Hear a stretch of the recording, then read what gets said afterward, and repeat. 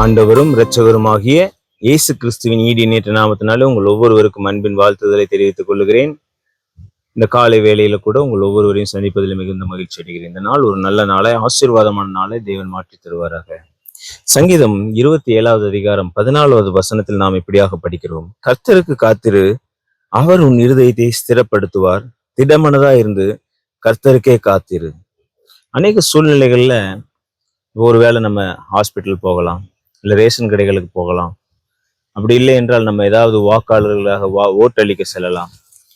இல்லை ஏதாவது ஒரு இடத்துல சாப்பிடுவதற்காக ஏதாவது ஒரு இடத்துல சொன்னோம்னா அங்கே எல்லா இடத்துலையும் பார்த்தீங்கன்னா காத்திருப்பு அப்படிங்கிற ஒன்று வச்சிருப்பாங்க. இது ரயில்வே ஸ்டேஷன் இந்த மாதிரிலாம் பார்த்தீங்கன்னா காத்திருப்பு அறை என்று ஒன்று வைத்து காத்திருக்க வைப்பார்கள். ஏன்னா அந்த டைம் வர்ற வரைக்கும் நம்மால் என்ன பண்ண முடியாது, அந்த வரிசைக்கு முந்தி நம்ம செல்ல முடியாது.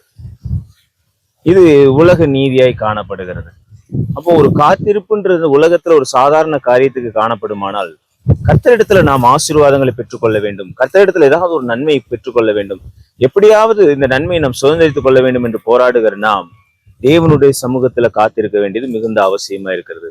அதனால சங்கீதக்காரனாகிய தாவீது தெளிவாய் உணர்ந்து கொண்டவனை கர்த்தருடைய நன்மையை அனுபவித்தனாய் சொல்றான், கர்த்தருக்கு காத்திரு, திடமனதா இருந்து கர்த்தருக்கு காத்திரு, அவர் இருதயத்தை ஸ்திரப்படுத்துவார். அப்ப ஸ்திரப்படுத்தினதுக்கு அப்புறம் என்ன ஆகும், நமக்கு ஒரு நம்பிக்கை வந்துவிடும். கண்டிப்பா ஆண்டவருக்கு காத்திருந்தா நம்முடைய காரியம் வாய்க்கு, நம்முடைய ஆசீர்வாதம் நிச்சயமா கிடைக்கும் என்கிற ஒரு நம்பிக்கை தாவீதுக்கு காணப்பட்டது. அது காணப்பட்டதோட மாத்திரமல்ல, அவன் செயல்முறைப்படுத்தி அதில் வெற்றி கண்டவனாகவும் இருந்தான். இன்றைக்கு உங்களுடைய வாழ்க்கையிலையும் காத்திருக்கிற அநேக இடங்களுக்காக காத்திருக்கிறோம். ஆனா கர்த்தருக்கு காத்திருக்கிற அனுபவம் கொண்டவர்களை நாம் மாறுவோமே ஆனால் நிச்சயமா ஆண்டவர் அந்த காத்திருப்புக்கான பலனை தந்து, அந்த ஆசீர்வாதத்தை தந்த தடைகளை நீங்கி போக செய்து உங்களை ஆசீர்வாதத்தை வழி நடத்த வல்லமை உள்ளவராக இருக்கிறார். கண்களை மூடி ஜெபிக்கலாம். இரக்கமும் கிருபை நிறைந்த நல்ல ஆண்டவரே, உம்மை துதிக்கிறோம், ஸ்தோத்திரிக்கிறோம். அப்பா, திடமனதா இருந்து கர்த்தருக்கு காத்திருக்க கர்த்தர் உதவி சொல்லுகிறீர் சுவாமி. அப்பா, நாங்கள் அப்படியே காத்திருக்கிறவர்களை எங்கள் ஒவ்வொருவரையும் அப்படி மாற்றுங்க.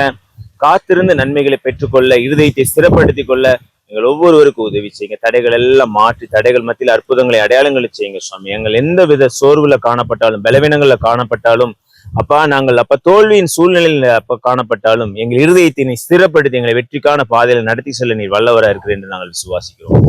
காத்திருந்த அவைகள் எல்லாம் சுதந்திரித்துக் கொள்ள எங்களுக்கு உதவி செய்யுங்க. இயேசுவின் மூலம் ஜெபிக்கிறோம் நல்ல பிதாவே, ஆமீன். God bless you. God bless you.